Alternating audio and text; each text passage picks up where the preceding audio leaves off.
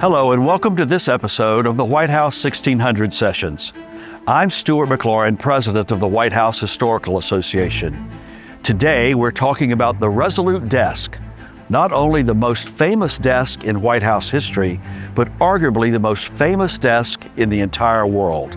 In fact, ever since William Howard Taft first walked into the newly built Oval Office, only 6 different desks have been used by sitting presidents. But it is the Resolute that is the most iconic. Where did the Resolute come from? And how was it made? Well, I'm here at the Historic Dockyard Chatham, about 40 miles outside of London, England, to find the answers to those questions. This is where the British ship, the HMS Resolute, was docked before it was decommissioned and broken apart in 1879. A year later, the Resolute Desk was gifted to President Rutherford B from Great Britain's Queen Victoria. Since then, it's been used in various ways throughout the White House residence. First Lady Jacqueline Kennedy rediscovered the Resolute Desk during the restoration of the White House, and John F. Kennedy was the first president to sit behind it in the Oval Office. And of course, there's the most famous photo of his young son, John, playing underneath the desk, poking his head through a panel that had been added during the Truman presidency. When President Lyndon Johnson chose to use a different desk in the Oval Office, the Resolute was loaned to the new Kennedy Presidential Library as part of a traveling exhibition, and then went to the Smithsonian for over a decade. It was President Jimmy Carter who requested that the historic desk return to the White House to be used once again in the Oval Office. President Reagan also opted to use the Resolute. He even added 2 inches to the base because his knees kept hitting the drawers. President George H.W. Bush decided to use a different desk in the Oval, but every president after him has gone with the Resolute Desk. Well, it was here at the dockyard in a building called the Joinery that William Evenden used oak timbers from the HMS Resolute to craft the double pedestal partner's desk. And of course, the desk got its name from the retiring sailing vessel. Though before it was even broken apart, the Resolute already had an illustrious history.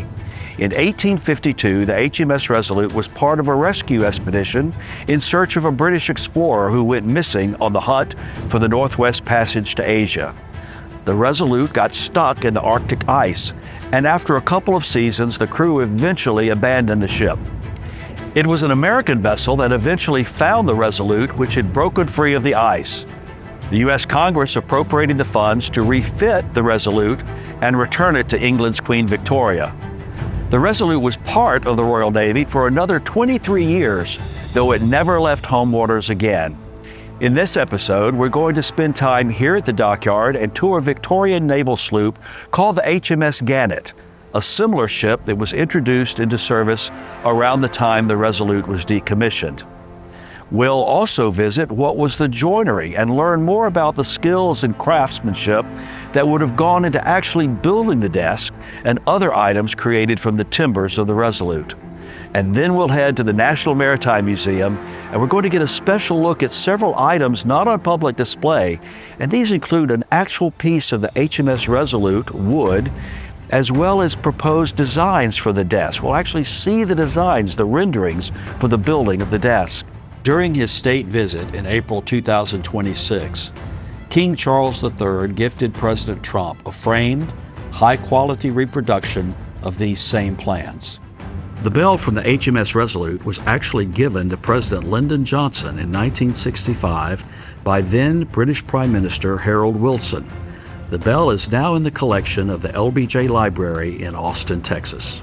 So let's go aboard where we'll meet Paul Barnard, Deputy Chief Executive at the Historic Dockyard Chatham. Paul, thank you so much for having us. It's an honor to be here. No, thank you for joining us. Welcome to the Historic Dockyard Chatham and welcome aboard HMS Gannet. Well, shall we go aboard? Let's go. Great. Well, welcome to the main deck of HMS Gannet, one of our 3 historic warships here at the Historic Dockyard. So Gannet was built just down the road in a place called Sheerness, about 20 miles from here, built in 1878 as part of the Victorian Navy. From what you can see around you, she is sail-powered. So rigged in most part. We do actually have one of the masts So it would down have at been a the three-mast ship. Would have been a three-mast ship, so you can see the mizzen and the mainmast. The foremast is actually undergoing repair at the moment. Amazing history to this ship. Saw active service in the Royal Navy for about 20 to 30 years. Actually sailed all around the world. So from leaving Sheerness, effectively started joining the Pacific Fleet. Saw a lot of kind of action around really protecting British interests across the world. So if you think about the geopolitical era at the time, really at the height of the British Empire. So ships like HMS Gannet and preceding that HMS Resolute were really sort of sailing around the world, protecting those British interests across the world. Probably most interestingly with Gannet, she saw an awful lot of action off the coast of Sudan as the world was starting to change, particularly after the abolition of the slave trade, in stopping slavery ships off the east coast of Africa. So she saw a lot of action and operational service off the coast of Sudan. So a long and quite varied history to this ship. And so the HMS Resolute would have been a design very similar or exactly the same as this. Yeah, very, very similar. Gannet is a slightly later ship, but the basic components of what you can see here are quite similar. So also steam sail powered. Also the composition of the ship, very similar as well. So iron hull, timber cladding around the side and a copper bottom to it as well. So very similar, although there's about 20 to 30 years difference between the two. Gannet has a slightly more advanced propulsion system and is a little bit larger than Resolute. And would a ship like this be traveling in a fleet of ships, or would it have been on its own? Generally, they would be assigned to a small fleet or a squadron, as they would have been known at the time. So you would have a squadron of maybe 3 or 4 of these ships patrolling around. And tell me about the crew for a ship like this. How many would be aboard? You'd have had somewhere from maybe 120 to 140 that's crew, significant. which is quite a large crew when you look around and you see the size and scale of the ship. Right. But as with a lot of naval ships, it's a 24-hour day job. So crew would have been operational, but they work through different watches. So there has to be a constant cycle of people. So the size of the crew dictates how many operational people you need at any one time. So if someone is working up on deck, you've got equally people down in hammocks, down below decks, trying to catch up on a little bit of rest as much as you can, swinging a hammock in the middle of the Pacific. What shall we have over here? Okay, so probably best to talk about actually, if we look at the insignia above the wheel, deeds, not words. It feels really appropriate when we think about this ship's role in the abolition movement as well. So this would have been the specific ship's motto, deeds, not words. Mm-hmm. And just underneath that, you can see the ship's wheel. I think there's often a misconception with ships like this that you must imagine the ship's wheel up on the poop deck. Yes, you do. You know, the captain standing and saying. But actually, the reality with most ships is the helmsman wouldn't have a clue where they were going, and were actually being commanded where to steer the ship. Wow, it's terrific. And the ship's bell, of course. Yeah. Would you like to ring the ship's bell? Yeah, I'd love that. Please. Yeah. Perhaps you want to, ring in the change of watch. So you want to ring it 3 times. Yeah, here we go.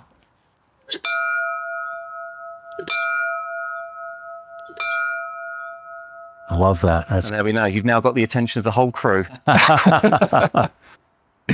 That's fantastic. And were the bells made in a certain place, or they have a history of themselves? Yeah, I mean, the ship's bells are really, really significant in their own right. Some would have been made here, some would have been made off-site. One of the challenges when ships get broken up, the really valuable parts of a ship are always reused. So timber, so the example of the desk so it could have been repurposed. Example. We think a lot in the 21st century around reuse of materials and recycling and that sort of thing. But actually, this is something that's been going on right from the age of sail, particularly in the Royal Navy, because timber was such an expensive commodity and in such short supply. And what is the timber? What the type of timber? What is the wood? What is the tree that would have been used? Generally, you would have on ships like this, you'd use oak. There are where we've undertaken repairs, it's not always oak, but generally you'd use oak for its qualities and its long-lasting nature. And the oak would have been harvested from all over the country. Primarily for this dockyard, a lot of it was from Kent. So Kent, the county that we're in at the moment. And hence why I say it was often reused, because oak takes many, many, many years to grow and reach the maturity that you'd want for a ship like this. So by the time there'd been all of that oak removed from Kent. Actually, we needed to get to a point where we were recycling that wood. And this is the dockyard when the HMS Resolute was recovered from the Pacific Northwest and then brought back to the East Coast of America and made seaworthy and then returned to England. It originally ended up in Cowes, and then did a little bit of active service. Because it continued in service, yes. Yeah, for a it stayed while, in yes. service for a couple of years. But then it finally was broken up here in Chatham. I believe it was number 8 dock, which does still exist, but is a little bit off our site at the moment. And do we know anything about what gave Queen Victoria the idea of making a desk out of the ship timbers? No, I personally don't know the answer to that. What we do know, it was a gift. It was in that period of time where you wanted to show that companionship and friendship between two nations. It probably felt quite appropriate, and whether it was a desk, whether it was something else made of wood, something that was symbolic from the ship that was, graciously returned. It could not have been anything more perfect than the central focus of the Oval Office of that Resolute desk that's there today. No, absolutely. And everybody knows it. You say, I was speaking to some people this morning, and I said I was coming out here, and they said, oh, the Resolute desk. It's probably the most iconic piece of furniture in the world. I mean, it touches everywhere in the world. Obviously, it has such a huge prominence in the United States, but we feel it here in Chatham. We particularly have that huge connection with it here in Chatham because it was born here. Wow, that's terrific. Okay, so we've talked a little bit about the crew on board the ship, but we'll talk a little bit about armaments as well. So Gannet was armed with 64-pound guns, similar to what you can see here today. Not all that many. She wasn't a hugely heavily armed ship. Ships like this were often more about the threat of what they could do than the actual firepower that they actually delivered. How many of guns like this would have been aboard? It would have varied over time. Generally, you would see somewhere between 4 to 6. And what munitions would this have fired? It's a muzzle loading. So muzzle loading through the front, would have fired shot. So think traditional sort of cannonball style stuff, if that makes sense, muzzle loaded through the front here. She had a long story before she actually joined us here at the Historic Dockyard Chatham. She left active service in 1895 and really started to become what's known as a harbour service. So was working around harbours and just performing basic duties around the shore. She then went on to become a training ship called HMS President. What you see today is not what we acquired when we So you had to restore it when it came back here. So when she became TS Mercury, she was a dormitory ship. So the masts were taken off, the main deck was flattened, and effectively a big box was put on top, and she was used as sleeping quarters. And that's effectively what we acquired when she came through to us in the late 80s. And we went through a restoration process from the late 80s to the sort of mid-90s to restore her back to her Victorian charm and what we see today as an operational ship of the fighting Navy. Well, tell me about the Chatham Dockyard. Is this a Royal Navy asset? Is it a private asset? How are you involved in the historic preservation of these important naval vessels? So the dockyard has existed on this site for just over 400 years, and we are a charity called Chatham Historic Dockyard Trust. So we're an independent charity, and we were set up in 1984 when the Ministry of Defence and the Royal Navy effectively closed this site as an operational dockyard. So we took that on as an independent, and we look after what is about 1/5 of the original dockyard itself. It's about 80 acres in size. Significantly, it's the most complete dockyard of the age of sail in the world. So the collection of buildings that we have that detail rope making, rigging, joinery, ironwork, whatever you can think of as part of the ship making process, you can see that here, and it is the most complete in the world. Today, we maintain that site and we open it as a museum. And we use ships like HMS Gannet to tell that story. Whilst Gannet wasn't built here, she is an absolutely amazing example of the sorts of ships. So do you have school groups and students, and they come out and learn about this history? Yeah, so we welcome schools, we welcome visitors, but we're actually a lot more than that. So as a charity, we're also a residential estate. So we have 400 people that live on site. We have 200 businesses that call this place home. We still make rope, believe it or not, on a commercial basis in a traditional Victorian way. It's the most horrifically inefficient thing you could possibly do, but it keeps the skill of Victorian rope making alive. And we're probably getting more and more known in modern society now as a major filming location as well. Yeah, I noticed some film crew signs around. So That's really terrific. Yeah, so today that's what we achieve, and 40 years on from the closure of this site, we maintain this incredible collection of buildings, our amazing historic ships, to demonstrate and tell the story of the Royal Navy and shipbuilding here in Chatham. How well known, you think, if throughout England, is the story of the HMS Resolute? I think the story of the ship is not as well known as the story of the desk. Yeah. I think the desk is just one of those iconic things that you will see it on TV, you'll see it in photographs, you will see the President of the United States sitting behind that incredible piece of furniture.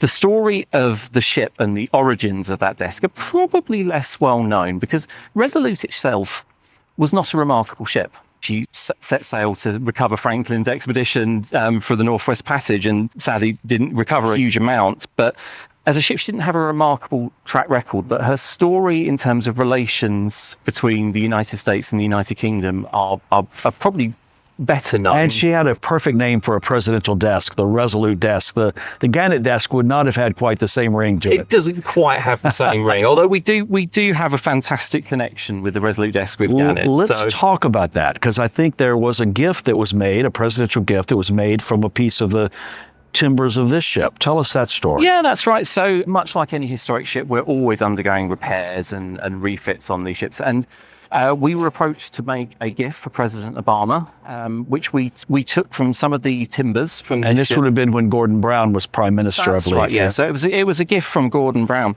and we made this really quite incredible pen holder from the timbers of this very ship. Yeah. So another piece of presidential history that originated in this dockyard. Yeah, absolutely. It's a unique piece, and I know he was extremely grateful for it, but it was a great way of connecting our modern story with that historical story of the Resolute Desk as well. That's fantastic. And I actually have something quite special to show you this great. morning. We do actually have look at that. a piece of the original timber that was used to create the pen holder, and you can still see some of the copper staining on the timber itself here. Wow, so this was actually a piece of the oak hull of this ship. Yeah. That's incredible. Well, it's amazing to think at one point in history, this was a growing tree here in England that would end up in a small piece on the president's desk in Washington. That's remarkable. So tell me about the markings here. What is this? So in particular, you can see this divot cut into the timber. This is actually where the mold effectively for the pen would have been dragged across from here as well. So original whole timber from Gannett used for that. For that purpose, yeah. And I've actually got something a little bit special for you great. today. So we actually still have a little bit of this, and we thought we'd present you this as a little bit of a gift to remember your time with us here today in Chatham. Thank you. I will treasure this. So this is a little piece of wood that actually came from the Gannett itself. That's correct. So this is the same timber that you've seen from that pen holder. And is 1878, that would be the commissioning year? That's the launch year for this ship. The launch year. Fantastic. Thank you. I That's appreciate my pleasure. that. No, what a great honor. My pleasure. Thank you. I will treasure this. This is very special. But tell me about the pen that was actually part of that set.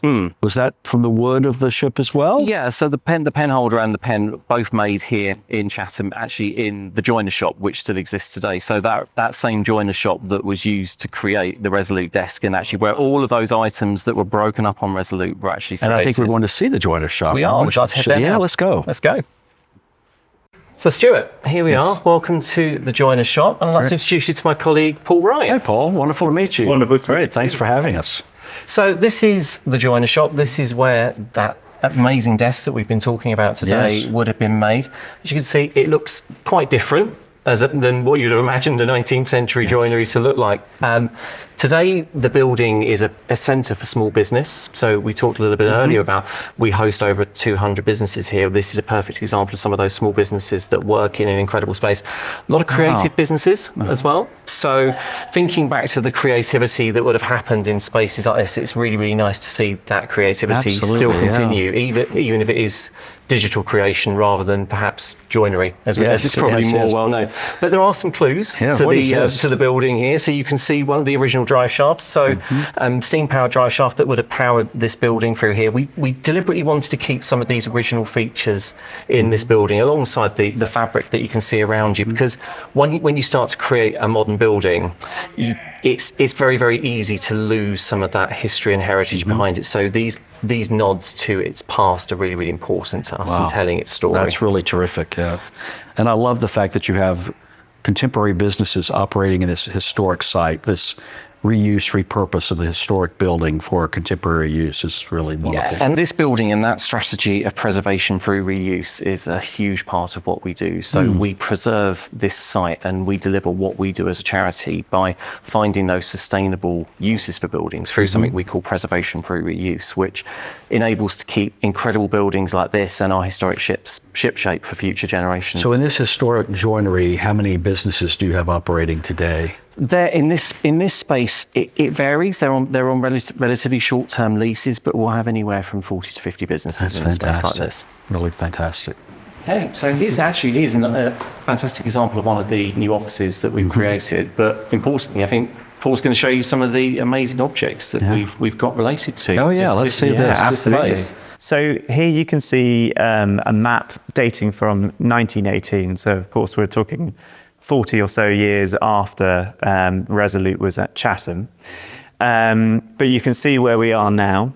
So the number 1 Smithery building, which is just over to our left, is still in situ.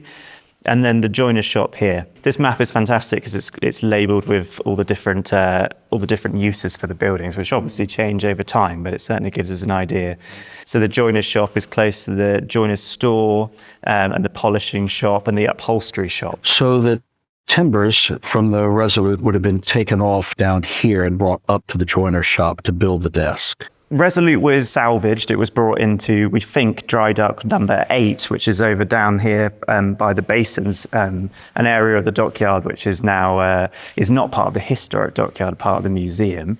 But it was pieces of the timber, items from the ship were salvaged, and then we think most likely brought to the number 1 joiner's shop where we are now. But it was in this space that the desk was actually constructed.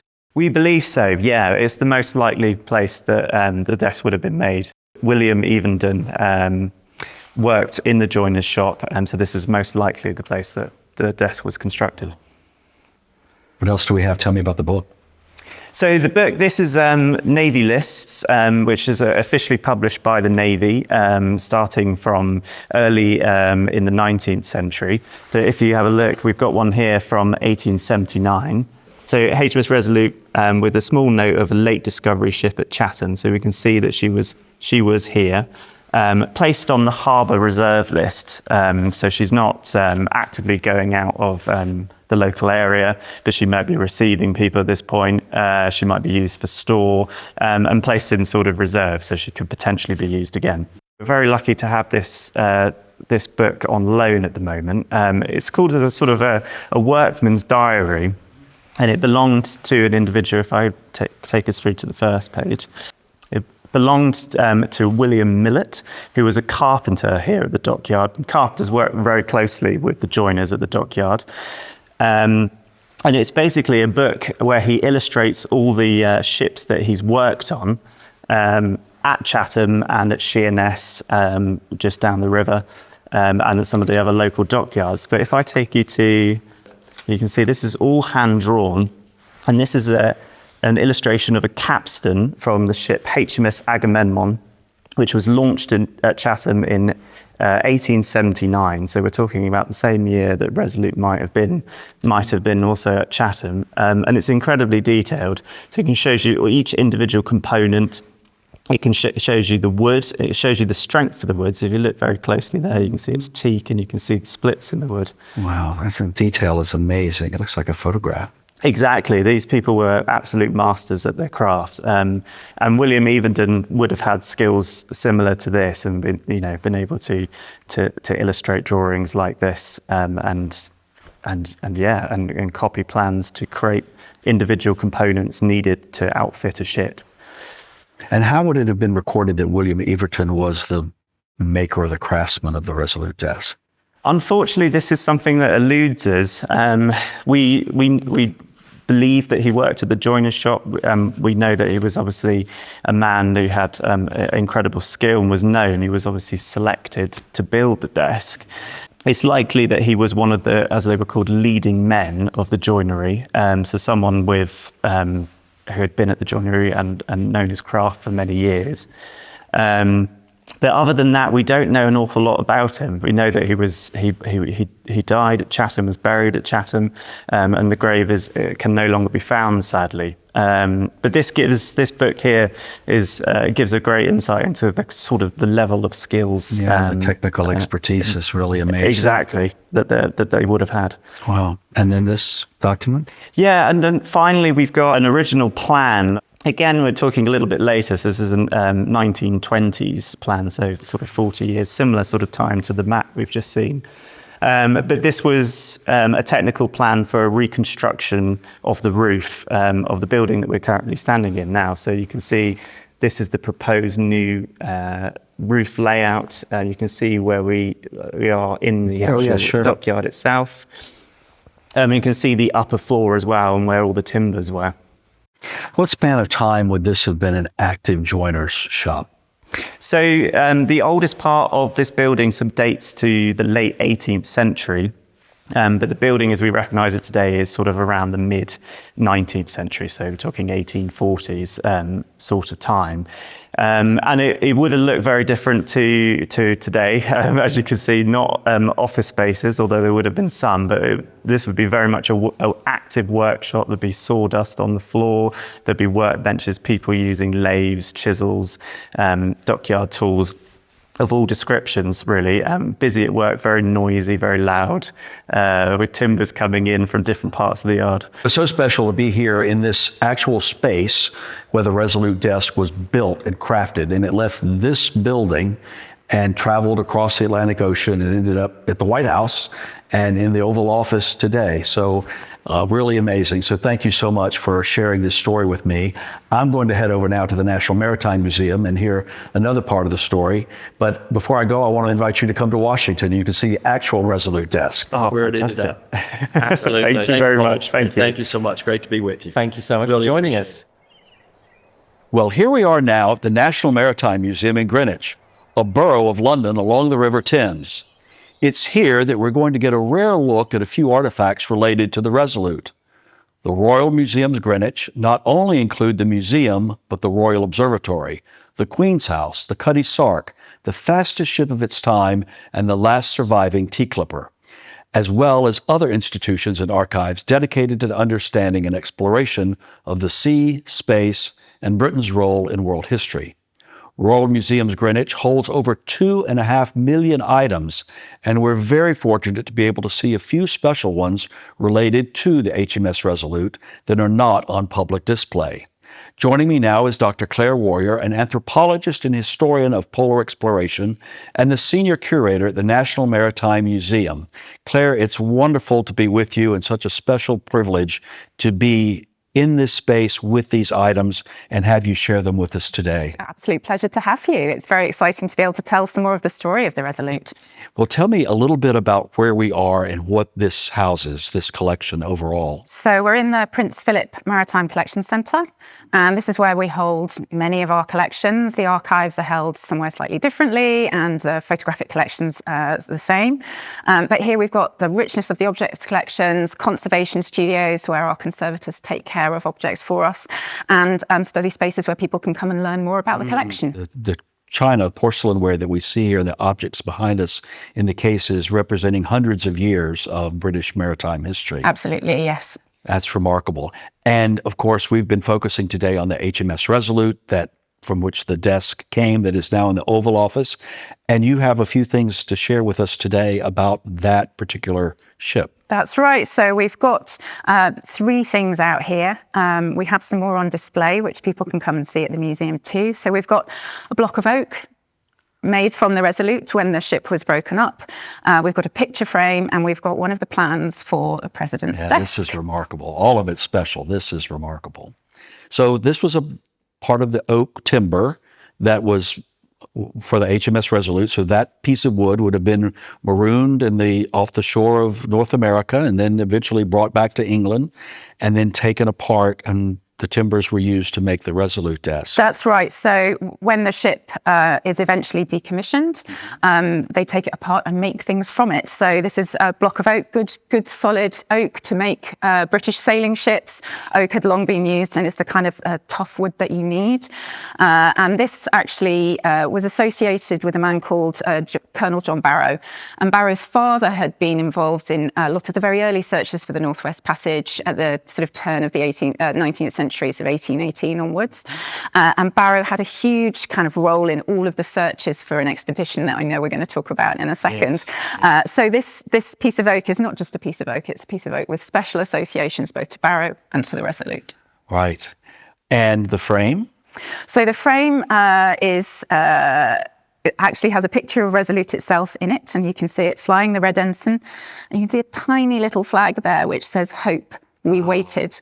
And this was made for Richard Vesey Hamilton, who was associated with the Royal Naval College in Greenwich, and who I think was associated with the Resolute. And he had this made for himself from the timbers of the ship. This is his family crest here.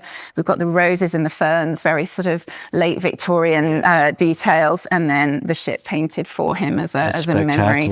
And I understand there's a letter on the back. There is. Shall we? Yes, I'll I'd love to see gingerly it. turn Yes. it over. So this is written. Oh my goodness, look at that. So this is from 1929, and it gives us a little potted history of this frame. So it tells us about Admiral Sir Vesey Hamilton, who was the president of the Royal Naval College in Greenwich, because Greenwich was a real maritime hub. We still have the museum and the Cutty Sark and the sites that we manage, but Greenwich really was the sort of one of the centres of naval activity in Britain during the 18th and 19th centuries. So it says that when Vesey Hamilton had his things restored to him, so he's associated with the ship, and when the ship is broken up, he has this frame made out of the wood of it, and he gives it to the Royal Naval College when he retires. Wow, that's really spectacular. And actually, even the color of the wood is reminiscent of the Resolute Desk today. It's that same color finish. It's very special. Well, before we get on to this very special document, let's talk a little bit about the Resolute and its mission and the expedition that it was on and when it became marooned. And it's quite a special story in and of itself. Yeah, so in a way, we have to start a little bit earlier. So the Resolute is sent out to find another expedition. Britain has a strong history of getting lost in the Arctic. And the expedition that they were searching for was an expedition that set sail in May 1845, led by John Franklin. And this is part of a much longer quest through British history to find a Northwest Passage. So in the 15th century, they're trying to find a passage across the top of North America because they think it's going to be the quickest way to get to India and China. And in India and China, there are spices and there's wealth to be made. After a while, they realise that this is no easy passage. It's full of ice, but it becomes a bit of a moment of national pride to sail through this very difficult place. And by the time you get to the 19th century, you've got the end of the Napoleonic Wars in 1815, so the cessation of enmity with France. But Britain now has quite a big navy, and they want to find something to do with those men, to give them something to be training and to be working towards. So they start sending missions again to the Arctic, and getting through this Northwest Passage requires resource. It's expensive, so it's a way of also projecting national power and pride that you are going to be the country that first sails through the Northwest Passage. Spoiler: we are not the first people to sail through the Northwest Passage, but by the time you get to 1845, we're getting close, and there's not actually that much more in terms of kind of finding a route through to explore. So when Franklin and his men set sail, it's with great optimism. They send 2 ships, HMS Erebus and HMS Terror, 129 men, and they're confident. They've had the ships refitted, they've got a lovely central heating system to keep Toasty warm, they've got a library of books, they've got chocolate and champagne and all of these kind of things. It's all mod cons. But then the expedition disappears and nothing more is heard of it. And so by the time you get to about 1848, they're starting to send search expeditions, and that's what the Resolute is part of. So it was really 10 years of searching by the time the Resolute was in the mid-1850s. Yes. And do we know whatever happened to Franklin in that expedition? We do. So we have clues, and we have one sort of definitive piece of paper at the moment. So within our collections, we have a lot of the so-called relics that were collected, the traces of the men that were scattered through the Arctic landscape, that give us a sense of where they went. We also have one piece of paper, which is called the Victory Point Note, which tells us that all seems to be well. Franklin, we know, is alive. And then this note is kind of sealed up in a tube, left in a cairn, and they come back to it a year later. And by that time, Franklin, we know, has died, because they tell us, and they're going to have to abandon ship. And what we do know is that they're caught in the ice for much longer than they expected, not unlike what happens to the Resolute, and they're running out of food and supplies, so they need to move. And unfortunately for them, by this point, the only option they have is to do that by foot. So the Resolute, 10 years later, is in search of them again and becomes mired in the ice. And they stay on board for 2 years or so, 2 seasons. And then they are forced to abandon ship. That's right. What happens to those men? Do we know anything about their fate? Yeah, so they get home, which is good, unlike Franklin and his crew. They make it home. They're all sort of squashed together on fewer ships than would have been very comfortable. But at that point, they make it home safely. But they've had to abandon ships, and that's never a good position to be in. So they have one ship left, I think, that they managed to escape on and make their way home. And sometime later, that's freed from the ice and is found drifting by American merchant ships, I believe. That's right. And it's brought back to the east coast of the United States, where it's made somewhat seaworthy and returned to England.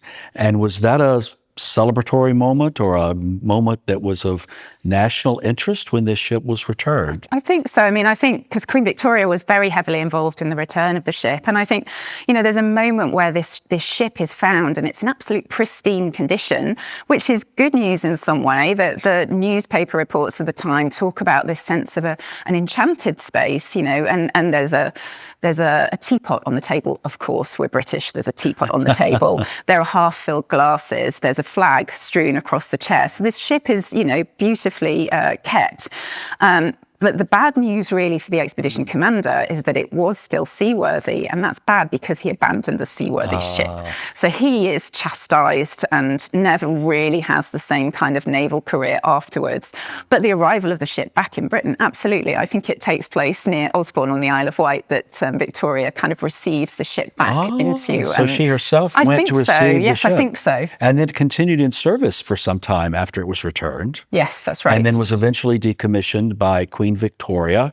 And do we know anything about the idea to create the desk from the timbers? Was it her idea? Would somebody come to her and say, here's something that would be meaningful? Do we have any idea about that? Yeah, it's quite hard to work out. I think that somebody had the idea earlier, but she is an absolutely passionate supporter of it, and she's very sort of involved in the process. And the Admiralty are tasked with setting up a competition amongst different really high-end furniture makers to make some beautiful things from this ship. Yeah.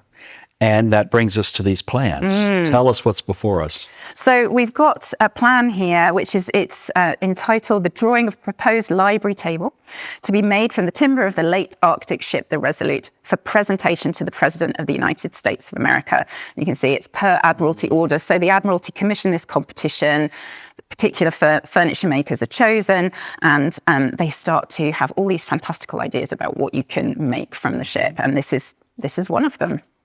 Interesting. I don't believe the portraits of Victoria and Albert remain on the existing desk today. No. That would be interesting to have in the Oval Office. No, absolutely. And I think, whatever happened in between kind of plans and final execution, there's obviously a moment of kind of this exact desk is not quite what's built. Right. And like I said, they have all these ideas for fantastic chimney pieces and suites of furniture that they can build. And we've also got another plan for a piece of furniture that was never built. And look at the, you could certainly recognize the double pedestals, the partner's desk. It's recognizable to us today as a Resolute desk. I find interesting the clasp hands in handshake that were the drawer pulls. Yes. A lot of symbolism here is in the design and intricacies. There's still much of this intricate design around the top of the desk today, but not quite the actual designs that are in the panels, and certainly not the busts that were here, but a very recognizable piece of furniture to us in this design. Yeah, and I think these hands are sort of hands of friendship Yes, between yes, Britain of and the course. States, kind of marking that special relationship, That's really right. kind of sealing it in a material form. Wow, that's quite powerful. And so this is the design in principle that was selected to use, and then it would have gone to the Chatham Dockyard, to the joiners building where we were today, and Yes. saw that space where this desk was built. Then do we know anything about how it was sent off or transported to America? So I don't know a huge amount about that, but obviously this kind of construction of the furniture happening at Chatham, really carefully made by a really fine joiner, and the furniture makers themselves are kind of Bond Street, so they're really high-end designs that we're talking about. And then I think it's sort of sent on a special consignment designed to kind of be received in the US. So it was built as a partner's desk where there would be an opening on either side for someone to sit. As you look at it today, there's a panel in the center. Tell us about that original design and how that evolved to what we have today. Yeah, so I mean, this design is modified obviously from the plan that we have here, which is from the dockyard in Chatham to what you see built. And I think, different presidents have had different desires for how they want to use this desk and their own kind of needs of being comfortable and using it. So you can probably tell me a little bit more about some of the changes that maybe have been made. Well, there have been a here. few. Well, actually, President Truman, Harry Truman, added the panel that's on the front that is adored with the eagle, the Truman, we call the Truman seal that he selected with the eagle and the 48 stars. Now, some will say, and there's a bit of lore, that the panel was added by Franklin Roosevelt as a modesty panel given his legs and the braces that he would have worn. But there's not true. The Resolute desk at that time would have been upstairs in the yellow oval room where he only met his closest advisors who did not need that modesty panel. And the braces were actually hidden beneath his pants leg, so they would have not have been seen anyway. But it was his successor, Harry Truman, that actually added that panel. And it's also famously known in your mind's eye as the panel that John Kennedy, the president's son, would have peeked out from. Yes. A really iconic moment from that presidency.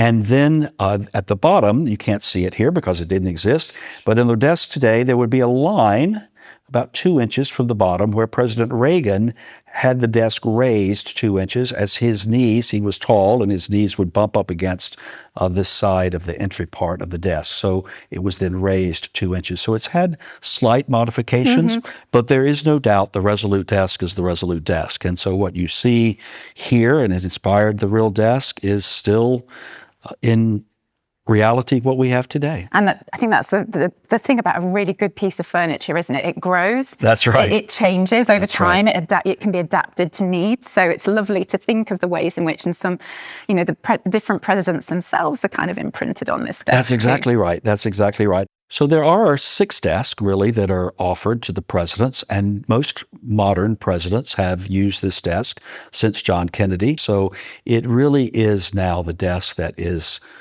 typically used by our presidents and is the iconic desk of the Oval Office. Then, of course, on Inauguration Day, when the outgoing president leaves the Oval Office for the last time, traditionally a note is left that he has written to his successor and left in the drawer of the Resolute desk when later that afternoon the incoming president will come in for the first time, sit down at that desk for the very first time as president and open that drawer, and there is a letter from a very small club of people that have been president of the United States from his predecessor to him. But that is a moment when the desk itself is a conveyor of continuity from one American president to the next. Very special moment in our inauguration process. And that moment where you sit and you open that drawer and you read that letter and you think, right, here we go. That's right, here we go. We're on. We're off to the races. Yeah. That's right. Wow. And today it is in the Oval Office at the White House, and the President of the United States works from this desk, as have many of our presidents, and it is there for all the world to see, a symbol of this special relationship and friendship. Americans began our journey as subjects to King George III, and then there was the War of Independence, and then there was that pesky little episode with the torches where the British came and burned the president's house. We won't go into that today. And although in the War of 1812, one of Franklin's ships, HMS Terror, was involved in the bombardment of the White House. Oh, really? So there's an even tighter link between the I'm Arctic. glad he got stuck up there a little bit later. So then today we have an extraordinary relationship that is forged in history and also in the friendship of today. And it's just wonderful to be with you and to see the foundation, the pieces that literally came to the birthing of what is this iconic piece of furniture, the most probably recognized piece of furniture in the world that is in that Oval Office. Every time you see the president on television, for president after president after president, it's behind that desk. Yeah, I get a little warm glow thinking that that's an Arctic ship. And you have to think that Queen Victoria would be very proud too. Absolutely. Her legacy continues in that story that we have today. Well, I can't thank you enough for sharing this with us. It really brings to life in a special way something that is close to our hearts in the United States in this year of observation for our semi-quincentennial, 250 years. Now, I know that's a very short span of time compared to England, but our country would not be what it is without your country.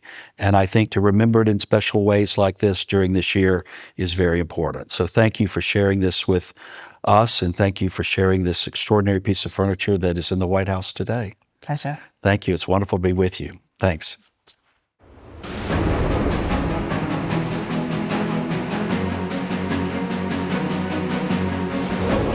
Thank you all for listening and watching today. Be sure to subscribe to the White House 1600 Sessions on your favorite podcast provider so that you never miss an episode, and watch the video version on YouTube and Facebook. Your support of the White House Historical Association makes this work possible. When you become an association member, or when you purchase a book, or even the official White House Christmas ornament, you're helping to fund our education mission through teacher programming, publishing, our White House History Live, in-person and virtual events, and our latest initiative, the People's House, a White House experience. You know, we're bringing the White House and its storied history to life at 1700 Pennsylvania Avenue, and it's open to everyone. So plan your visit today and register for free passes at our website, thepeopleshouse.org. And you can learn more about our work as a nonprofit, nonpartisan organization by going to our website, whitehousehistory.org. Thank you very much.